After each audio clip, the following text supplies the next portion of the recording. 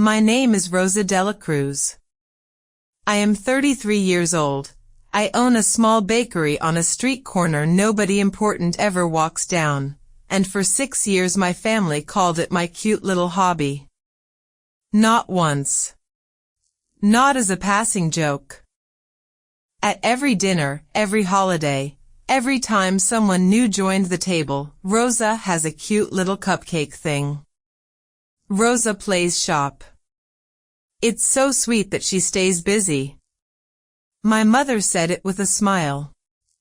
My older sister Bianca said it with a laugh. And I learned to smile back, because the alternative was being told I was too sensitive, that they were only proud of me in their own way. While they called it a hobby, my sister was building what everyone agreed was the real family success, Dela Cruz Fine Foods, a growing specialty brand with a beautiful logo, a distribution deal, and a signature product that had gotten it noticed. A brown butter cardamom loaf that food writers kept calling the recipe that built the company. 6 years of that. And then, at the dinner where my family gathered to celebrate Bianca landing a major investor, that investor, a quiet man named Julian Foster who'd flown in to meet the family behind the brand, looked at the framed press clipping on my parents' wall, the one about the famous loaf, and then he looked at me across the table, and he frowned, and he said, "I'm sorry, Rosa Dela Cruz? From the Hearth and Vine test kitchen?" The table went quiet. My sister said he must be confusing me with someone. And Julian Foster said, "No. I don't think I am. That recipe has your name on it. I've seen the original." Before I tell you what was in the folder Julian Foster asked to see that night, and why my sister went white before I'd said a single word, tell me what time it is where you are right now, and what you're baking, cooking, or eating while you listen. I want to see how far this story travels. I have to take you back 6 years, because the lie didn't start at that dinner. It started at a kitchen table when I was 27 and stupid with love for my own family. I was the one who could cook. That was never in question, even my mother admitted it, in the way she admitted things she couldn't quite approve of. Bianca was the one with the head for business. That was the family arithmetic, settled since we were girls. Bianca is sharp, Rosa is sweet. Bianca will run things, Rosa will make things. And for a long time I believed that arithmetic was just a description of us, instead of a cage someone had built and painted to look like a description. I trained in real kitchens. I spent 2 years in the test kitchen of a specialty food company called Hearth and Vine, which is where you develop recipes properly. You document everything, you standardize every measurement, you log every version. Because a recipe that goes to production has to be exactly repeatable, and legally, it has to have an owner. Everything I developed there, I developed on paper, dated, signed, in the company's development binder, because that is simply how the work is done. I did not know, at 25, that the habit of writing everything down would one day be the only thing standing between me and being erased. When I left Hearth and Vine to try to open my own place, I was allowed to take my personal development notebooks with me, the ones I'd kept alongside the official binder, my own working drafts. Among them was a loaf I'd been perfecting for 2 years. Brown butter, toasted cardamom, a specific technique for blooming the spice in the fat that I'd worked out over 90-some test bakes. I called it, privately, my grandmother's ghost, because it tasted like a bread she used to make that she'd never written down and I'd spent years trying to resurrect. That is the recipe. Hold on to it. Everything turns on it. I told my family I wanted to open a bakery. I remember the dinner. I remember Bianca's face, and I remember not understanding it at the time. She got very still, and then very warm, and she said she wanted to help. Bianca had just started Dela Cruz Fine Foods. At that point it was barely a company, a logo, and a plan, and a lot of confidence. And she made me an offer that a smarter or less lonely woman would have examined more carefully. She said, "Let me handle the business side. You're an artist, Rosa. You shouldn't have to deal with contracts and distributors and margins. Let me set up the company properly, put everything in order, and you just do what you do best, bake." I wanted so badly to be helped by my sister. Do you understand? My whole life I had been the one who was sweet but not sharp, and here was the sharp one saying she'd protect me. I signed what she put in front of me. I did not read it the way I read a recipe. I read it the way you read something a person who loves you hands you. What I signed, it turned out, made me a minority contractor to Dela Cruz Fine Foods, and assigned to the company all recipes, formulations, and food products developed in the course of the working relationship. Bianca's lawyer had written it.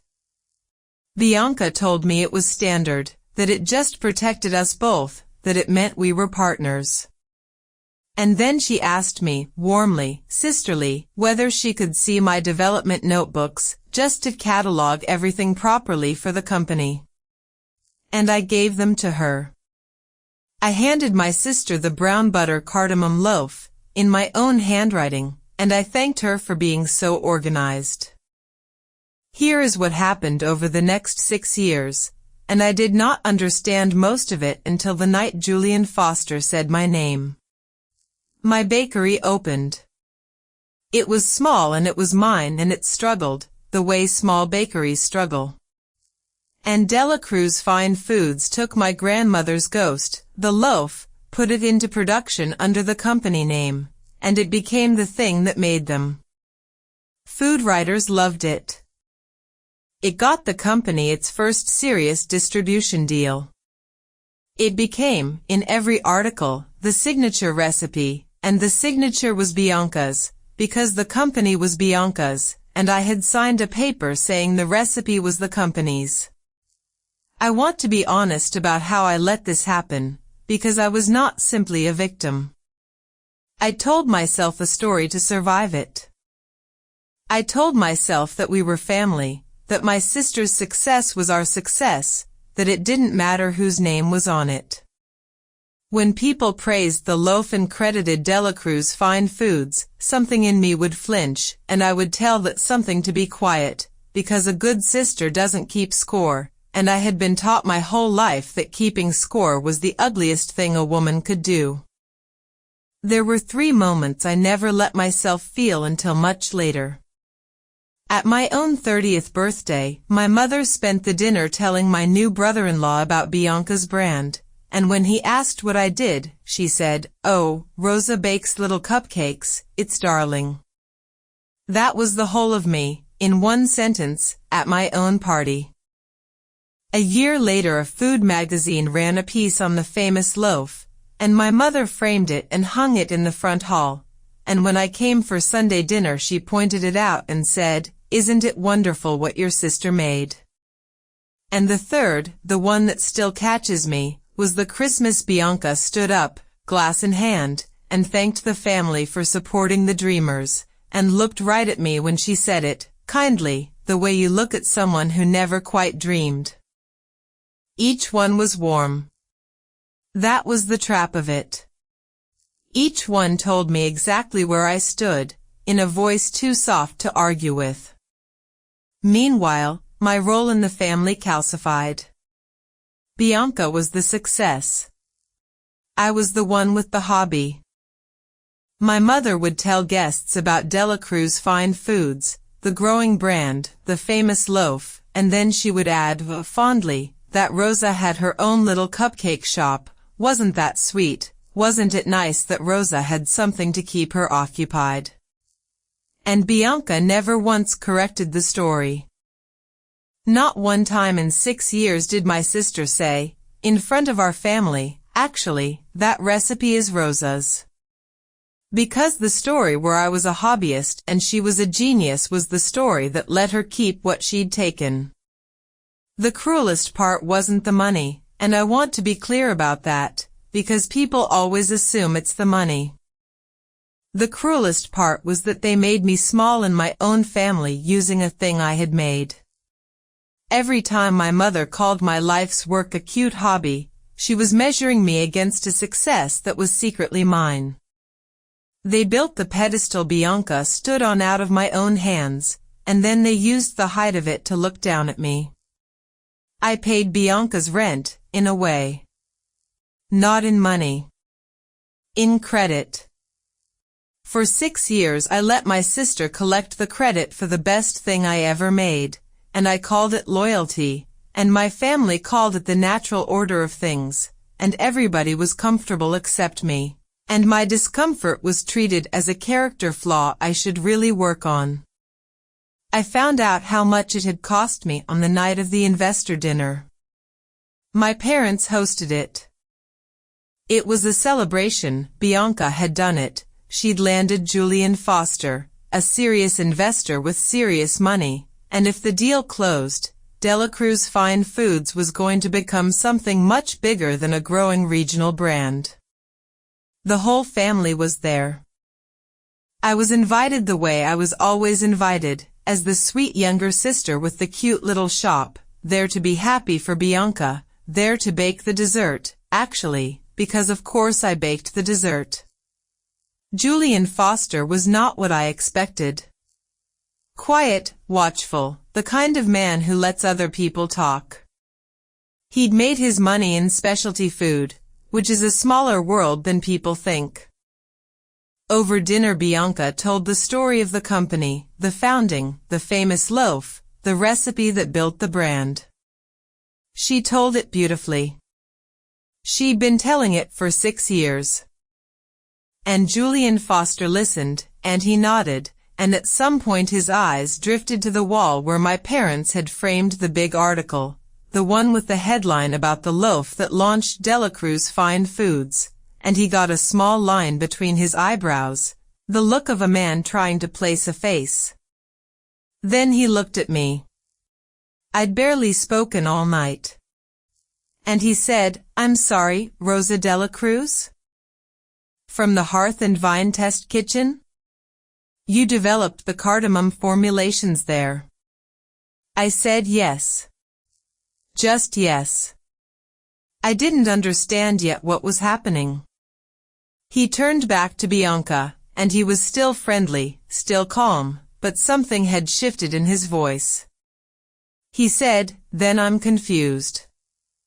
Because the product I've spent 3 months in diligence on, the loaf, the one in that article, the development documentation you sent me lists the formulation origin as internal to Dela Cruz Fine Foods. But I know that recipe. I nearly licensed it, years ago, when Rosa was at Hearth and Vine. It's hers. I've seen the original signed development sheet."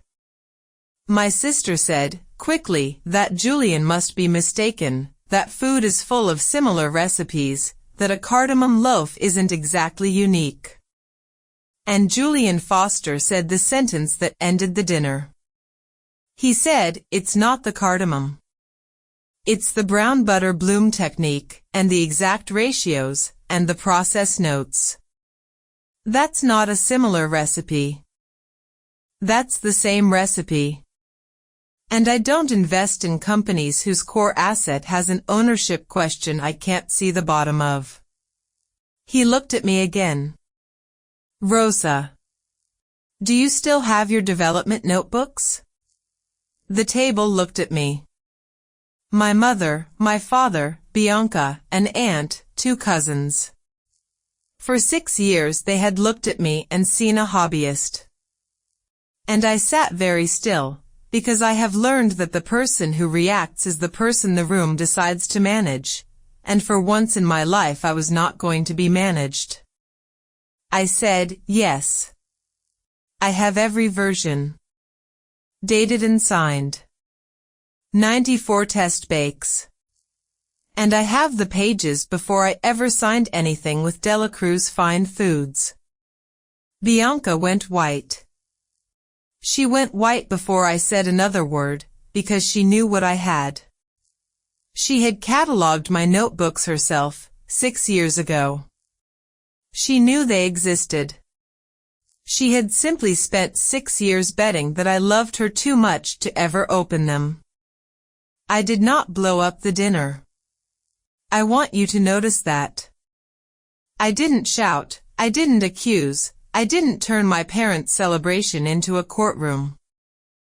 Julian Foster had already done the hard part. He'd asked the one question the whole beautiful story couldn't survive, and I had learned, watching my family for 33 years, that the loudest person in the room is the one everyone gets to dismiss. So I just answered his questions, quietly and completely, and I let the silence do the rest. I told him, truthfully, that I'd developed the loaf over 2 years, that my personal notebooks predated the company, that I'd handed them to Bianca to catalog when she set the company up, and that yes, I'd signed a contractor agreement I hadn't read carefully. I did not editorialize. I did not call my sister a thief at my mother's table. I just laid the facts down like measured ingredients, and Julian Foster, who had spent 3 months and a great deal of his own money getting ready to fund this company, listened to every one of them with a face that got stiller and stiller. Then he thanked my parents for dinner, and he said he'd be in touch, and he left. And everyone at that table knew, from the way he said it, that "I'll be in touch" meant the deal was in serious trouble, and that the trouble had my name on it.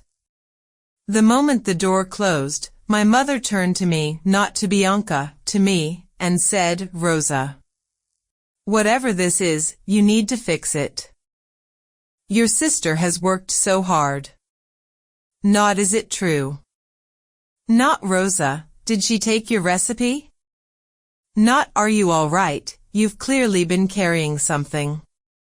Her first instinct, before she even knew the facts, was that I was the one who had to fix it, because Bianca's success was the family's success and I was the family's helper, and even now, even here, that arithmetic held. That was the moment something in me finally went quiet and clear. Because I realized my mother wasn't going to change even standing in the wreckage. A parent who has decided which daughter matters will keep deciding it even when the other daughter is holding the proof. I told my mother I would think about what I wanted to do. And I went home, and I did not sleep, and in the morning I did not call my family. I called a lawyer. Here is what I did over the next several weeks, and here is what I did not do. I did not tell my family what I was doing. I did not post anything. I did not send Bianca a single angry message. I did not give my sister the fight she was good at, and I was not. What I did was gather what was already mine and let a professional read it with clear eyes. The lawyer's name was Adiz Cohn, and she did food and intellectual property work, and the first thing she asked me for was every notebook, dated, in order. I laid 94 test bakes on her conference table, 6 years of my own handwriting, plus the Hearth and Vine development sheet that Julian Foster had remembered, because I had a copy of it, because you always keep a copy of your own work. A thing my grandmother taught me before I was old enough to know why.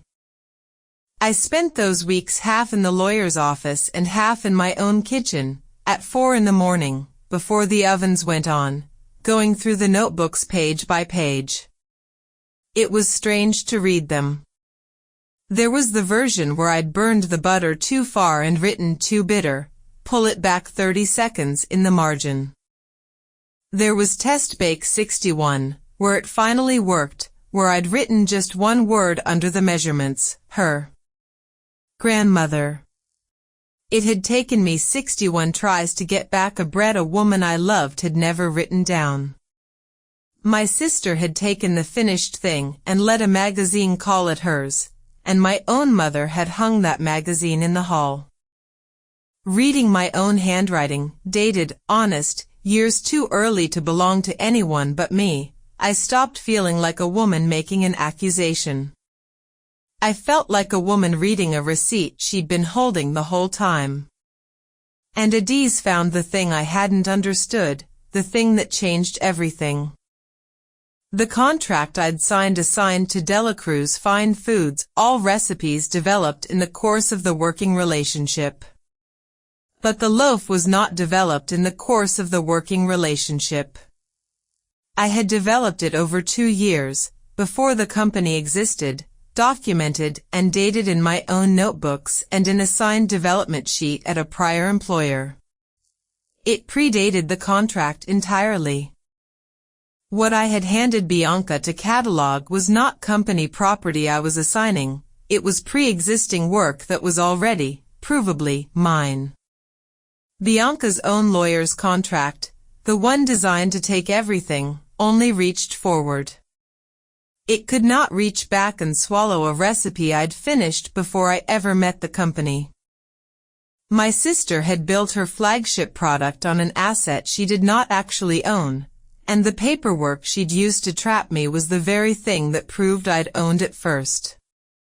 Adiz also found something worse, and this is the part that turned a family sadness into a real reckoning. To close the deal, Bianca had sent Julian Foster's team a due diligence package representing the loaf's formulation as internally developed, original to Delacruz Fine Foods. That representation was in writing. It was false. And a false representation of a core asset, made in writing to induce a multi-million-dollar investment, is not a family disagreement about credit. It is fraud, and my sister had put it in an email. I had a decision to make. And I made it in Adiz's office, and it was not the decision my family expected, and it was probably not the one the internet would have wanted either. I did not try to destroy my sister. I could have. Adiz told me plainly, I could reclaim the recipe, and I could let Julian Foster's team learn exactly why the deal had a hole in it, and the false diligence representation could follow Bianca in ways that would end more than this one investment. 2 paths were open. One of them burned my sister to the ground. But I kept thinking about what I actually wanted, underneath the anger, and it was not ash. Underneath everything, what I wanted was to stop being erased. I wanted my name back on the thing I made. I did not need my sister ruined to get that. Ruining her was a separate craving, and I was old enough to know the difference between a craving and a need. So I chose consequences instead of destruction, which is a harder line to walk and an easier one to sleep beside. I had Adiz send Bianca a single, precise letter. Not a lawsuit, a letter, laying out exactly what I held, the notebooks, the dated development sheet, the fact that the loaf predated the assignment contract and was therefore never the company's to claim. The letter did not mention the fraudulent diligence email. Not because I didn't know about it. Because I wanted Bianca to understand that I knew about it without my having to say so. I wanted her to feel the size of what I was choosing not to use. Then I asked for a meeting. Just the 2 of us and our lawyers. No parents. No family table where the old arithmetic could reassert itself. Bianca came in ready to perform. She tried warmth first. Rosa, we're sisters, we can work this out. Why did you have to bring lawyers into a family thing? The same voice she'd used 6 years ago at the dinner where she offered to help me. I let it wash over me, and then I put my grandmother's ghost on the table, in my own handwriting, dated 2 years before her company existed, and I watched the warmth drain out of her face for the second time. Then she tried the family thing. She said, "You'd really do this? After everything?" Mom is beside herself. "You're tearing this family apart over a recipe." And I said the only sentence from that whole year I would say again exactly the same way. I said, "Bianca, I'm not tearing anything apart. I'm just the first person who ever refused to pretend it was yours." She started to answer, and I kept going, because I'd been waiting 6 years and I was going to finish. "You didn't borrow my recipe. You didn't even really steal it, I handed it to you. What you did was let them call my whole life a hobby for 6 years, standing on a pedestal you built out of my own hands, and you never once said my name. The recipe I could have forgiven. The silence I can't." Here were my terms, and I read them out loud so both lawyers wrote them down. 1. The loaf's true authorship is corrected, publicly, in a written statement from the company, and in the product itself. My name goes on it. Not shared. Mine. 2.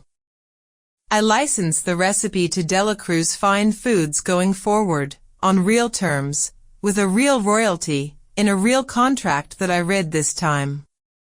The company can keep selling it. But it keeps selling it because I permit it, in writing, as its owner.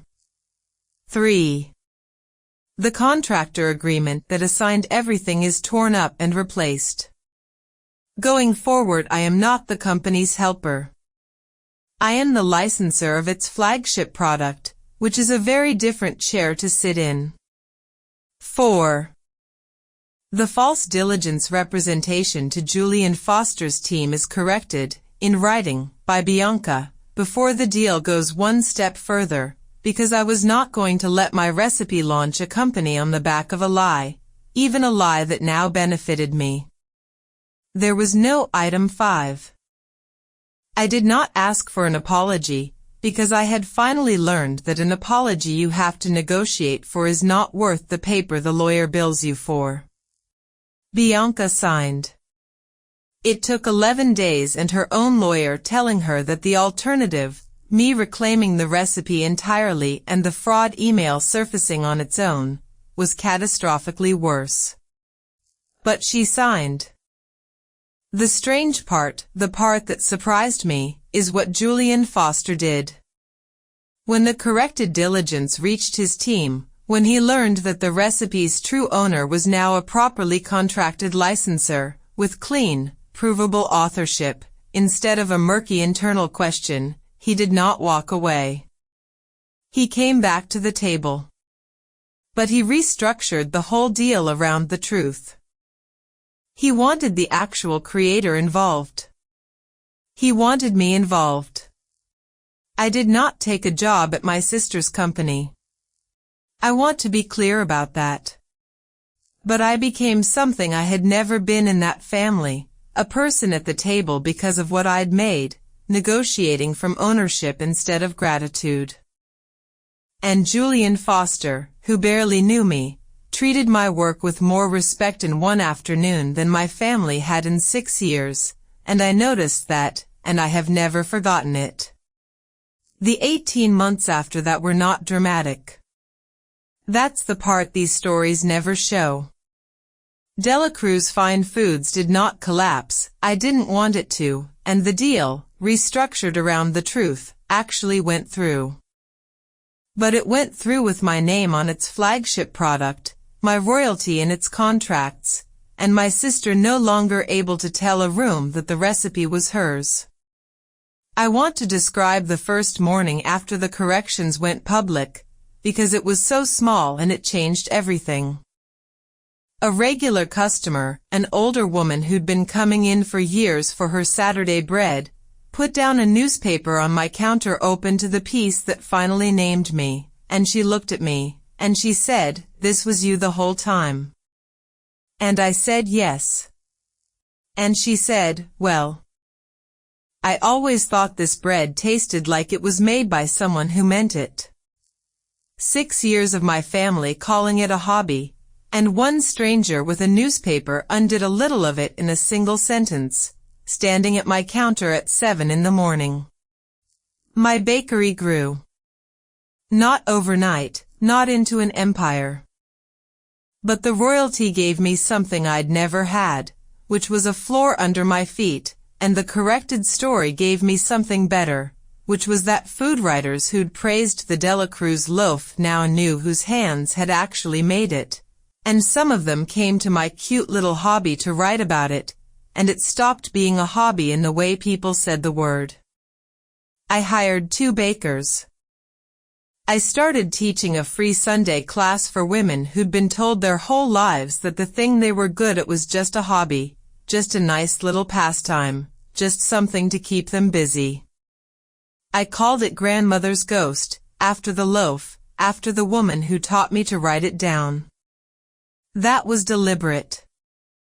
My family used the word hobby about my life's work for 6 years like it was a smaller word than business. It isn't. Everything anyone has ever loved to eat came out of somebody's so-called hobby, and I got very tired of that somebody being told to keep it in perspective. Bianca and I are not close. We speak a few times a year, mostly through the polite scaffolding of a business relationship that now legally requires us to be civil. She runs the company. I own the recipe it runs on. It is not warmth, but it is honest, which is more than we had for the 6 years everyone called warm. My father surprised me. About 4 months after everything settled, he came to the bakery. He had never once come to the bakery, and he stood there in the middle of the morning rush looking a little lost, and he bought a loaf, the loaf, and he ate a slice standing at the counter. And then he said, quietly, "Your grandmother used to make something like this." And I said, "I know. I spent 2 years getting it back." And he was quiet for a long moment, and then he said, "We should have known it was yours. It always tasted like her." That was the closest my father came, and I decided to let it be enough, because he is old and I am tired of waiting for sentences that come out cleaner than people are able to make them. My mother took the longest. For months she told relatives I had attacked Bianca, that I'd let money come between sisters, that I'd humiliated the family in front of an investor. The version where I was the difficult one fit the family she'd always believed in. Then, in the 6th month, she came to the bakery on a Sunday, during the free class, and she stood in the back and watched me teach a room full of women how to bloom cardamom in brown butter, and how to write down every version so no one could ever take it. And when the class was over and everyone had left, she said, "I want to say something and I don't want you to make it easy for me." She said, "I called your life a hobby for 6 years. I did it because it was easier than admitting that the best thing this family ever made came from the daughter I'd already decided wasn't the impressive one. I looked right at your work and I called it cute." I'm sorry. She didn't ask me to forgive her. That is the only reason it landed. It was the first thing my mother had ever said to me that didn't have an instruction folded inside it. I told her it would take time. She said she knew. She comes on Sundays now, sometimes. She's not a natural baker. But she sits in the back, and she watches, and she has stopped using the word hobby, because she finally understands what the word was doing. People ask me whether it was revenge. I didn't steal anything. I didn't forge a document or lie to an investor or spend 6 years standing on someone else's hands. I didn't do a single one of the things that made the consequences arrive. My sister did all of that, slowly, in the quiet, while I baked the dessert for the dinners where they called my work cute. All I did, on the worst night of my pride, was stop pretending the best thing I ever made belonged to someone else, and start telling the truth about my own hands. Here is what everybody lost. Bianca lost the story, the one where she was the genius who built a company on a recipe of her own, and I was the sweet little sister with the hobby. She lost it in front of the one person whose opinion she'd been chasing, an investor who turned out to care more about the truth than she'd gambled he would. My mother lost the family she'd arranged in her head 30 years ago, the one with an impressive daughter and a sweet one. And she's the only one who has done anything honest with the loss. And I lost something too, and it wasn't my sister, and it wasn't the money. I lost the belief that if I was loyal enough, and humble enough, and quiet enough for long enough, my family would eventually look up and see what I'd made and say my name. I waited 6 years for that. It never came from them. It came from a stranger at a dinner table who happened to recognize a recipe, and asked one question, and gave me back my own name by accident. I keep my grandmother's ghost, the original page, the first version, in my own young handwriting, framed on the wall of the bakery now, where the article used to hang in my parents' house. Not the article. The recipe. Because that is the only credit that was ever real.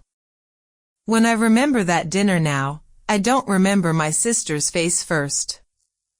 I remember Julian Foster looking at me across the table and saying, "That recipe has your name on it." 6 words.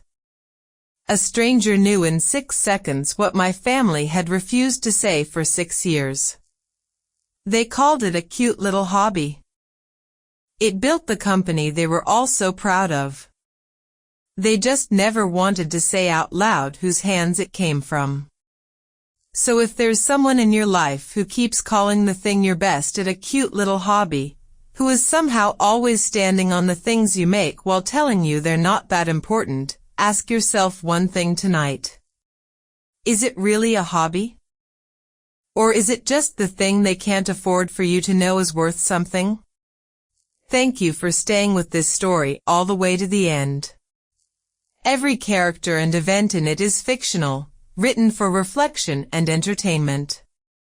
But if any of it felt familiar, I hope it leaves you with this: write it down. Whatever you make, whatever you're good at, whatever they keep calling cute, write it down, date it, and keep a copy. The people who benefit from calling your work a hobby are counting on you never keeping the receipt.